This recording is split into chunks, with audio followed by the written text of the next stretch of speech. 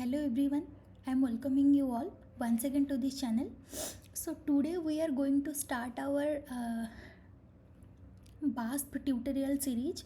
So where we will perform our DFT calculation related to any structural optimization and some further calculation which will help us to retrieve our to get our result and to represent any structure and to make something new calculation that we will explore in this tutorial session.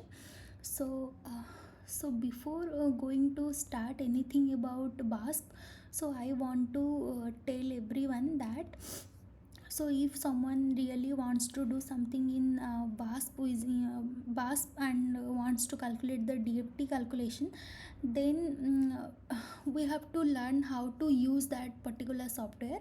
So for this, here I have got this YouTube channel.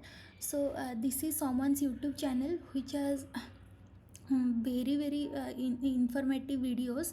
So you can see that this one is the premier DFT one, an introduction to DFT calculation using BASP.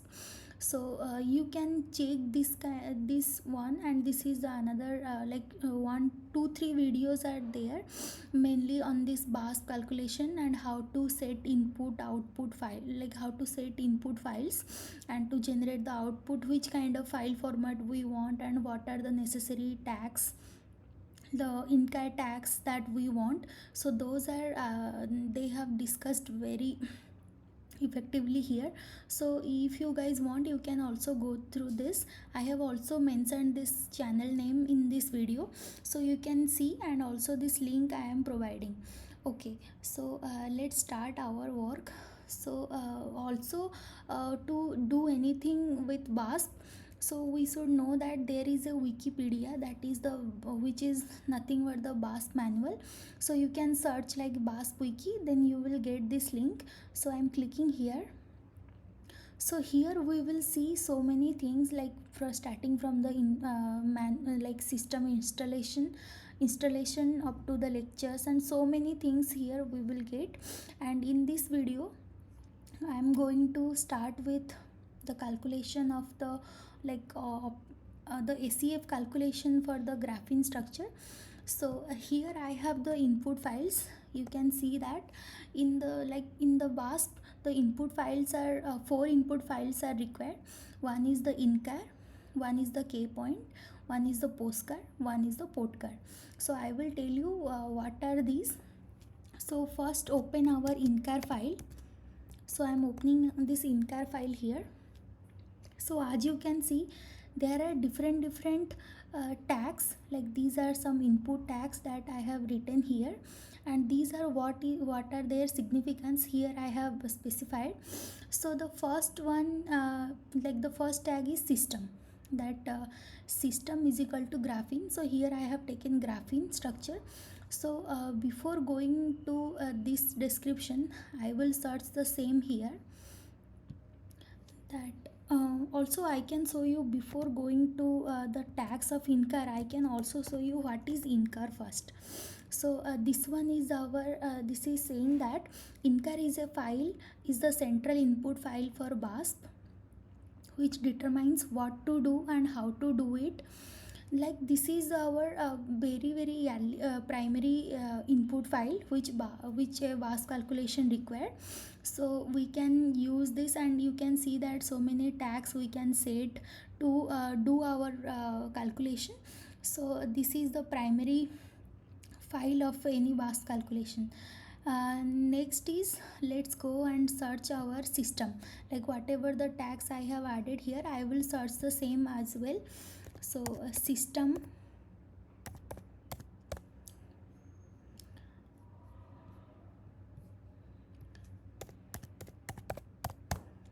okay, so you see that system is the unknown system, like the default name is unknown system, and it is a string. It can take any string variable, like any string values. So here the system name, as we are taking graphene, that's why the name I have provided as graphene. Next one is the precision. So it came here, I'm clicking on here, you see that there are different precision. So what are precision? It specifies the precision mode, like how our energies or our system will vary along with along with different step. It can be mentioned by using this precision tag. So here the precision can be medium, normal, can be low, high. There are so many options you can see here. And like accurate, normal, high, low, and so many like values are here. You can specify according to your work. So here I have specified it as normal. And LReal is also another tag. So what it will do here, so LReal will determine whether the projection operators are evaluated in real space or in reciprocal space. So here you can see that I have taken LReal is equal to false. That means it will come to the reciprocal space and it will do all the calculation in our K space, not in the real space. Next is ISIF2. So what ISIF will do, that you can see that it determines the stress tensor is calculated and which ionic degrees of freedom are varied. So you can see here that here is a table. Like if the ISIF value is 0, then it will calculate the force, not the stress tensor. And the degrees of freedom, it will change only the position, not the cell shape, not the volume. So this way, if we will increase our number like this up to 8, we can get different combination of this force, stress tensor, and degrees of freedom. So here I have taken ISIA value as 2, which can do this particular calculation of force and stress tensor, and it will not change the cell shape and volume, rather it will change the position of the atoms. And next is the EN cut. So let's see that what is that. So it specifies the energy cutoff for the plane wave basis. As we know that this BASP will always operate with plane wave basis, and also with periodic boundary conditions. And so this will set the cutoff energy for the plane wave basis set in EV. So the range of this energy will be in EV unit, and here I have set it as 400. Next is NELM. So NELM, what is that? Let's search here. So this way you can search all the tags, and all the tags are here with description. So NELM sets the maximum number of electronic self consistency step. So this way we can go and we can search all our tags. So here I am not going to search everything, but rather I can say here that NELM will do the maximum number of maximum number of electronic self consistency step. And next is the EDIFF, which will provide the break condition for the electronic step.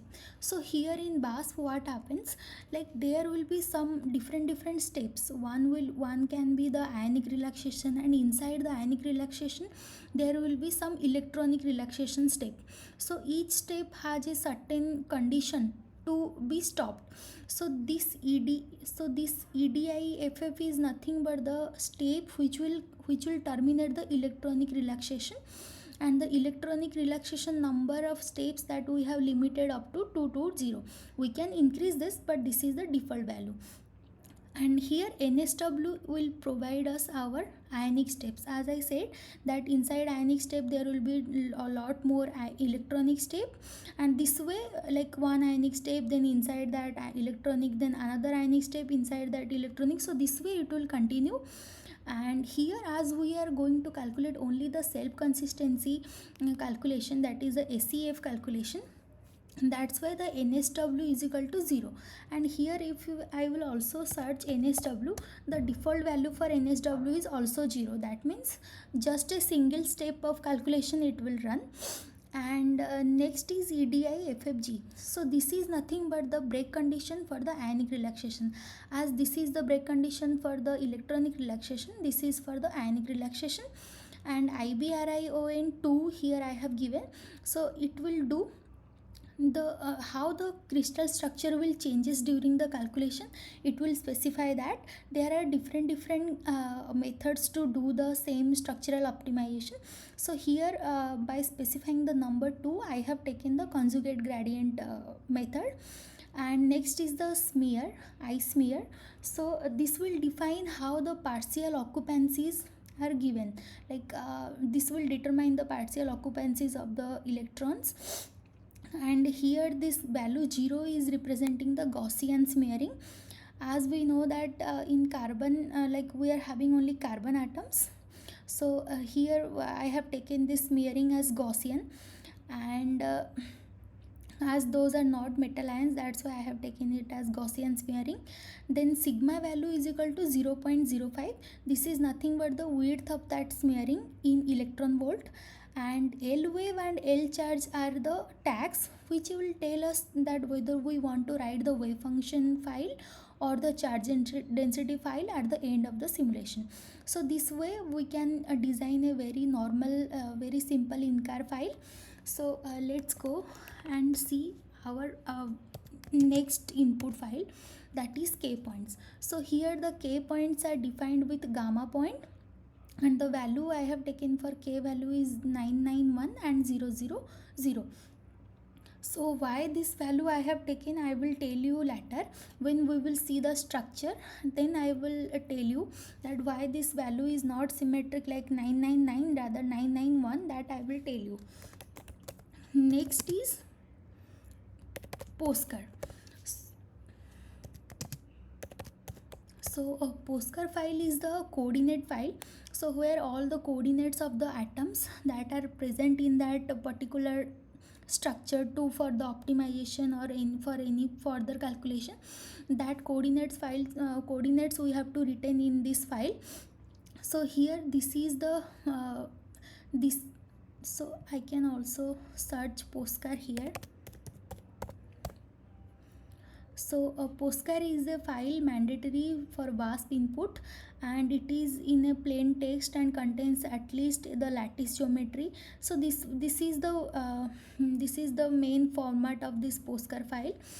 And this is the scaling value, that is here they have taken this unit cell with like with their direct lattice format. That's why they have taken this scaling as 3.57. That means this 3.57 will be multiplied to 0.5 0.5 to get the correct value. But here as we have written the main values here, that's why we have taken the scaling as 1.0. So you can also vary the change the scaling. So these are the lattice parameter, and this is the atom.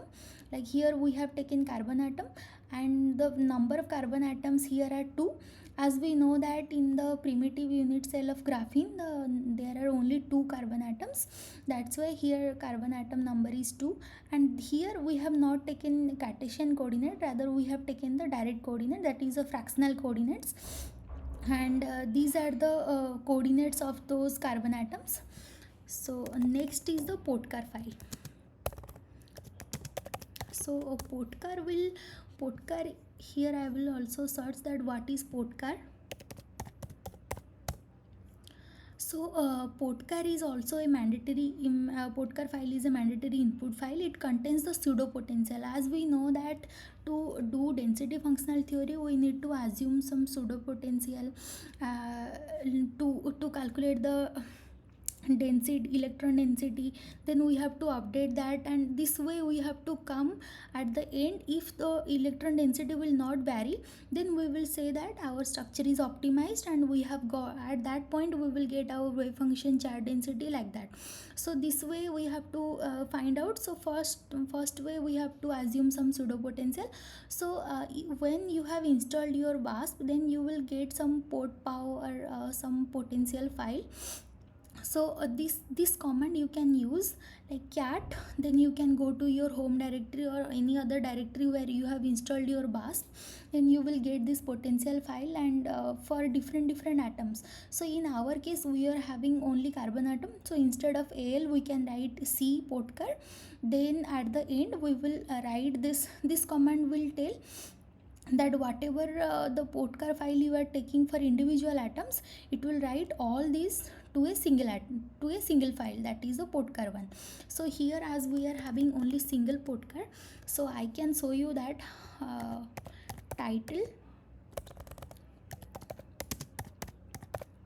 So our Potcar file will contain, you can check that our Potcar file is containing only carbon atom, like carbon based Potcar. So title, and we have taken this power potential of carbon atom. So this way we can design our input file. Next work is to run the calculation. So whenever you are running the calculation with using the MPI, so this command I am writing here. So this way you can write your command MPI run NP 2 or 4, the number of cores you have to specify, then the BASP executable.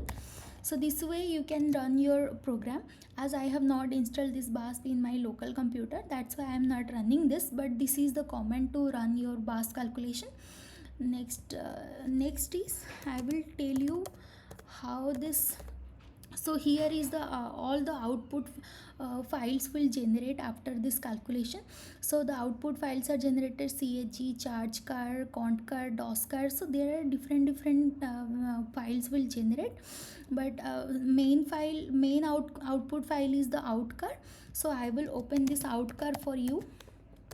So here you see that this out car will have all our input information, and next it will do the iterations.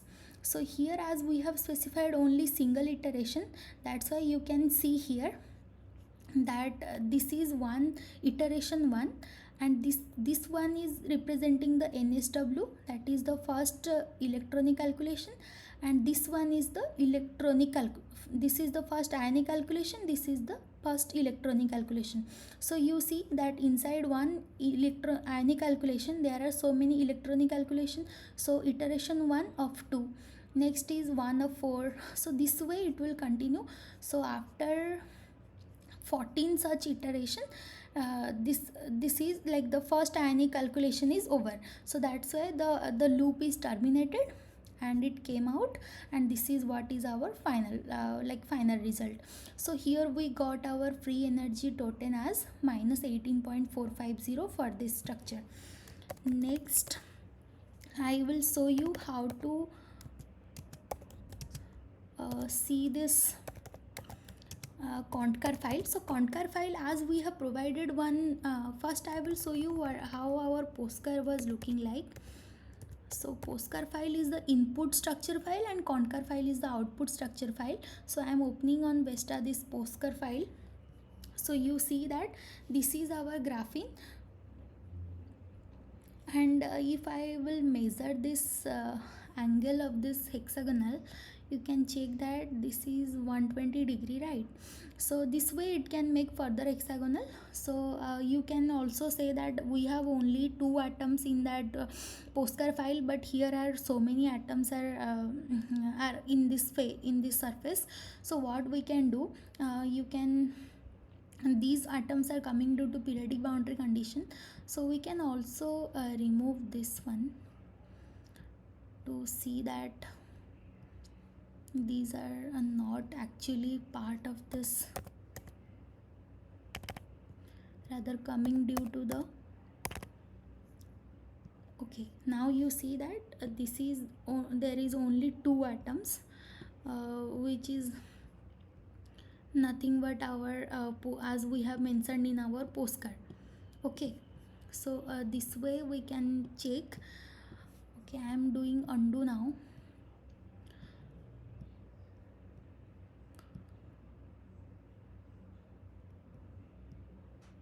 So you can I have also told you that we can say, I will tell you that why we have taken k values like 991, not like 999. So as you can see this, you can see that this lattice is elongated along c direction much more. That means if we are elongated in real lattice, if we are elongated, that means in reciprocal lattice how much it will be, 1 by that value. That means it will be reciprocal of that. So if we are extending along in the real axis along c direction, that means we have to lessen our value in the reciprocal lattice direction. That's why the gamma point value is there as 991, so that we can have the same thing in our real lattice. As we are doing our L real value as false, that means all our calculations are happening in the k space lattice, that means in the reciprocal lattice. Okay, so so this way we can see our structure, and we can also open our Conquer file here, which is nothing but the same, because we have not done the optimization here, rather just a single point calculation, which is our self consistency calculation, which will only tell us that how much how much is the energy of this structure of this system. Rather, it is not the entire optimization.